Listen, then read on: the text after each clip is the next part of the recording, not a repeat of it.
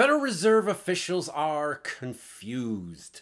They're not sure what to make of recent data, nor the predicament they've created for themselves. Are they hawks? Yes. Are they doves?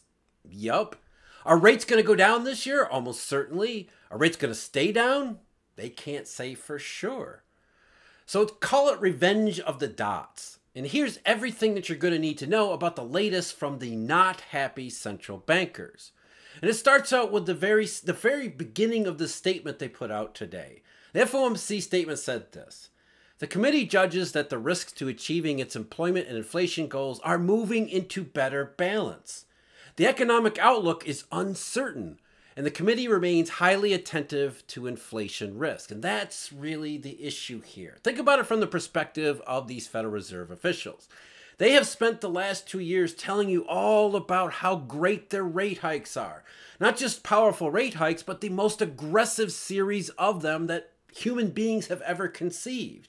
Given those expectations, they expected that the U.S. economy would be clobbered by them. Aggressive series of rate hikes, going to pound the economy into the ground.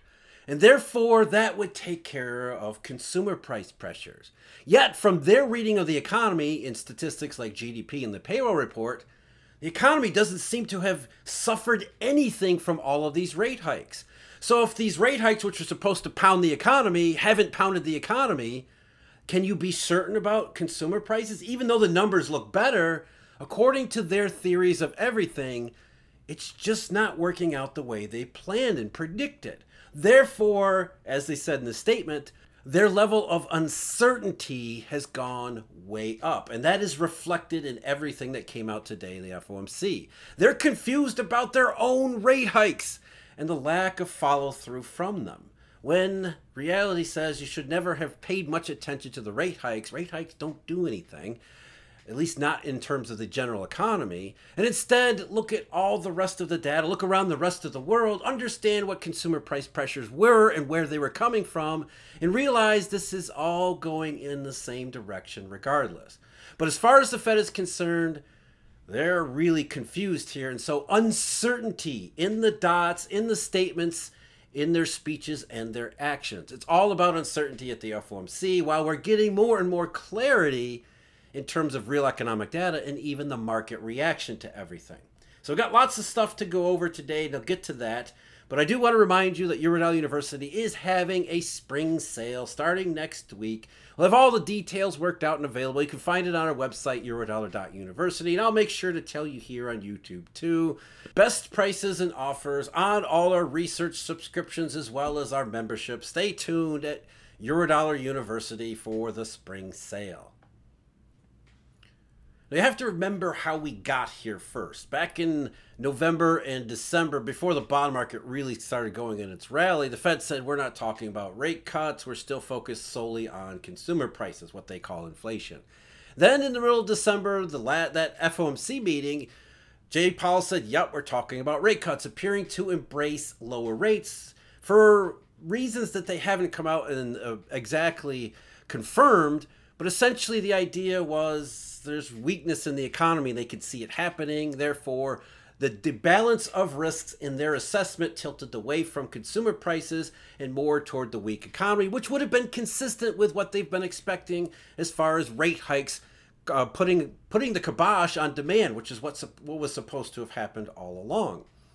But instead, we get into 2024, the payroll reports look good, the fourth quarter GDP number looks really good, consumer prices start to come back a little bit, even though if that's gasoline and energy, some of the services prices, including shelter, making them uneasy. And again, if you're the FOMC and you think our rate hikes are going to crush the economy and that's going to crush inflation, and you're not seeing the economy being crushed, and now consumer prices start to bubble up again, you're not really sure if you've actually done your job as far as consumer prices. But on the same side, or on the other side of the same token, the FOMC also doesn't necessarily think that's the case either, because they can see the economy weaken. They just don't have enough confidence and clarity. And that's where their lack of confidence is coming from, because this is not going the way they thought it would. So rate hike flip-flop, Rate hikes, hawkish policy late last year, then it sounded like dovishness until the early part of this year. Now they're back to hawkishness again, when that back and forth is really emblematic of the uncertainty that prevails at the FOMC. They're not really sure because they don't know how any of this actually works. They are completely flying blind, and it absolutely shows.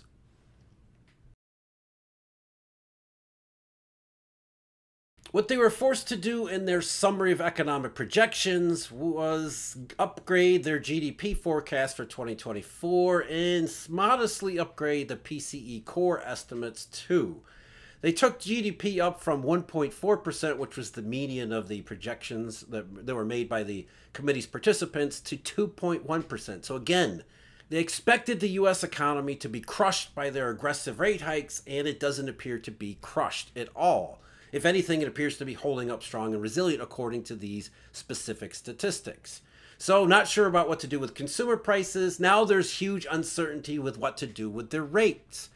So they didn't say they're going to forecast fewer rate cuts this year. The dots still suggest there will be rate cuts because they don't want to change that part of their projections just yet. So the median was for 2024 basically the same, though more of the participants' projections bunched up in that 4.5 to 4.75% range. So still the median for the dots in 2024 is about 4.6%. That really didn't change all that much. Instead, because of this rate inflation, non-economy being crushed uncertainty, they raised their dots for 2025 and 2026. Not saying they're going to do fewer rate cuts. That's not really what they're saying. Is that the higher degree of uncertainty means they can't be as confident in the same number of rate cuts as they were in December. So the median went up to 3.9 from 3.6 for 2025, while the median was raised to 3.1 from 2.9 for 2026. But again, that's not saying fewer rate cuts. They're just not certain about what's really happening in the economy or as far as consumer price pressures are concerned. But they are being influenced by developments around the rest of the world, as well as the rest of the economy. Better believe that they've paid attention to the unemployment rate rising 0.5 percentage point from its low. That's one thing that they will have discussed, as is what's happening again around the rest of the world, because they see some of the consumer price numbers that are coming in recently and thinking, well, we don't really know what's going on here, but the direction seems to be the right one, which is one reason why they didn't really change their projections for interest rates in 2024. For example, talked about Australia. Australia consumer prices, which is one that they're probably watching pretty closely because of the global implications of the Australian economy. Australian consumer prices were flat in January from where they had been in December. Both were 3.4%, which is the lowest annual increase since November 2021. And that was less than what had been expected. And that's a constant theme you hear outside the US anyway, that consumer prices are coming in less than expected, which is giving central banks in those places more room to think about being dovishness. And remember, they talk all the time. They like to coordinate their policies and actions where possible. So if the Australians are saying, hey, we're seeing more disinflation than we were expecting, that's a good thing. Maybe we could be a little bit less aggressive in our policy tone. That's going to be taken into account, as is in England, which is a big one because the UK inflation or consumer prices have lagged behind basically everyone else around the world up until recently. Just today, the UK government said consumer price, the CPI over there, that one decelerated all the way to 3.4% year over year in February from 4.0% in January. That was better than expectations too. In fact, it was the lowest in 2.5 years. And it means that the Bank of England won't be starting to cut rates at its meeting tomorrow, but it will very likely be talking about cutting rates because the UK economy is already in recession.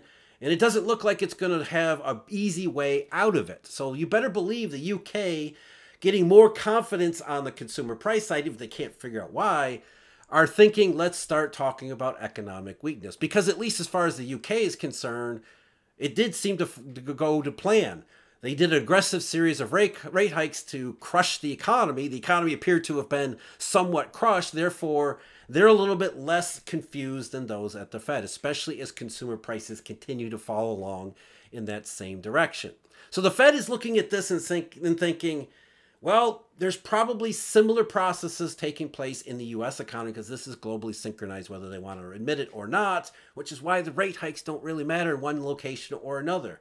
But essentially, they're taking a look at what's happening around the rest of the world and thinking, on the one hand, this looks good. On the other hand, we just don't know why it looks good. And that's the biggest problem. One other central bank that they're in constant contact with, that's the ECB. The ECB held its policy meeting a couple weeks ago, earlier in March. And basically they said, we're going to start cutting rates as soon as we possibly can because the European economic situation has only gotten worse. And contrary to all expectations, it doesn't appear to be getting better anytime soon. So they really want to start cutting rates to help support the economy.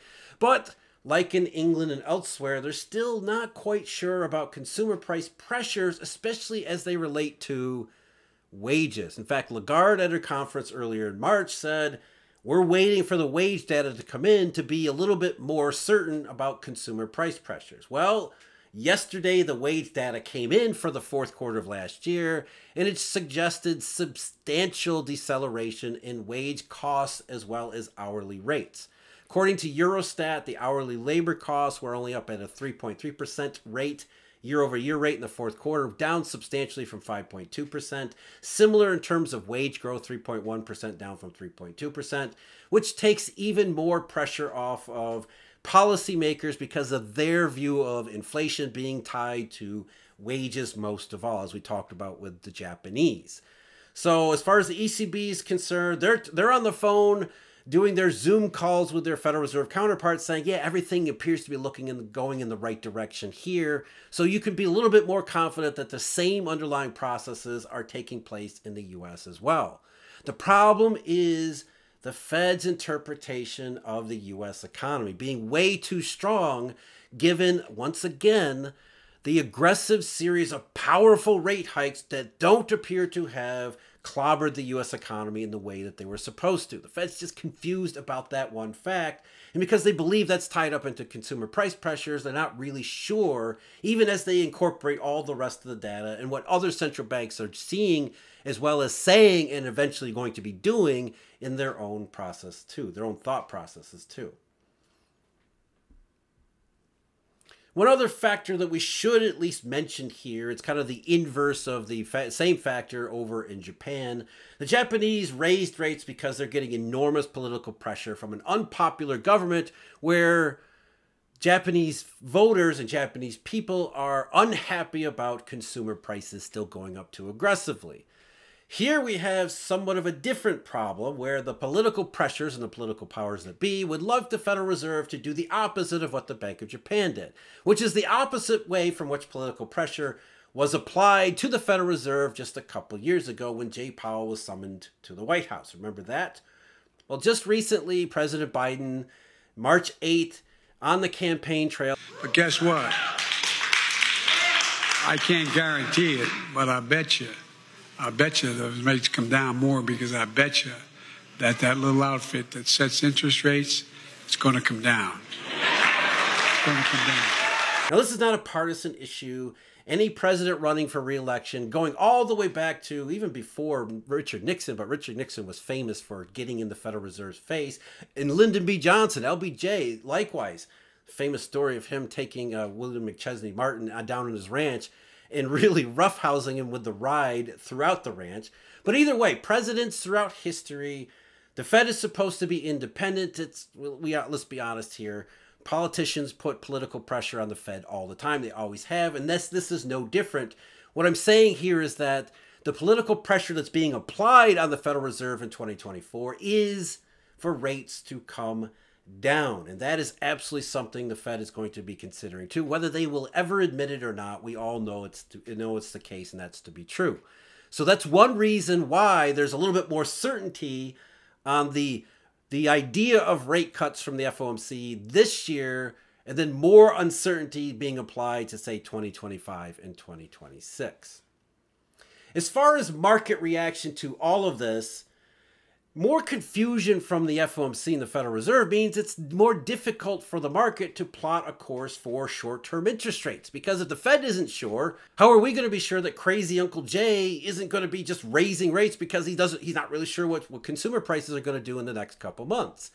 So the market knee-jerk reaction to the FOMC and the release of the statement in the Summary of Economic Projections was confused. At first, it was the short-term interest rate, the 2-year U.S. Treasury sold off and the rate went up. At the same time, the 10-year Treasury rate went way down, or at least substantially down. And then they completely flip-flopped. The 10 started to more aggressively sell off, while the 2-year was more aggressively bid. And they flopped places where the 10-year was now above where it had been. The 10-year yield was above where it had been at the start of the announcement or when the announcement was made, while the 2-year was well below. And then after that was digested, both rates are now moving aggressively lower because at the end of the day, the FOMC may be confused, but the market really isn't. The market is only confused about what the FOMC's confusion might mean for short-term interest rates in the near term. But after everything settles out, there's not likely to be a whole lot of confusion moving forward. And we see the same thing in SOFR futures markets as well, where short-term rates that are supposed to be more uncertain, well, at least in SOFR futures into the late 2024, early 2025 contracts, there's still some buying going on in them. So at the end of the day, the markets are saying, we know how all this is going to work out. We just don't know how it's going to go on the way to get there because even the FOMC is completely confused. The biggest risk in markets these days isn't inflation or even recession. It's the Fed and Jay Powell, understanding how all of these things are all fitting together in 2024. So to summarize the FOMC's meeting, total confusion reigning here, but they don't want to change the dots too much in 2024 because of political pressures, because of their overseas biases. They do want to coordinate with everyone else, especially the ECB, if it's going to be cutting rates rather soon. And they're not sold on the economy either. They look at the economy as maybe stronger, more resilient than they want, but they can also see all of these signals that it's actually pretty weak. So they're worried that the rate hikes aren't doing what they were supposed to do, and that if the rate hikes aren't hitting demand too much, then consumer price pressures may not be as finished as they would like. And so that's where when they say that we're not confident about inflation, that's what they actually mean. They're not confident about their own policies. And so the response to that lack of confidence is to say we may end up doing more of the same things. Well, that's just par for the course for the Federal Reserve because that's what it always does. When it's unsure, it just does more of what it is that it always does do, which in this case means more rate hikes because not really sure how inflation works nor what to do if it didn't work. So it's not hawkishness in that the Fed is saying we have a projection for higher interest rates. It's a projection of higher uncertainty because of all this confusion. Not all risks to the U.S. economy are strictly macroeconomic. There are some financial and banking risks too. Talked about that just recently. That's the video link below. As always, thank you very much for joining me. Huge thank you, Eurodollar University members and subscribers. Look out for the spring sale. And until next time, take care.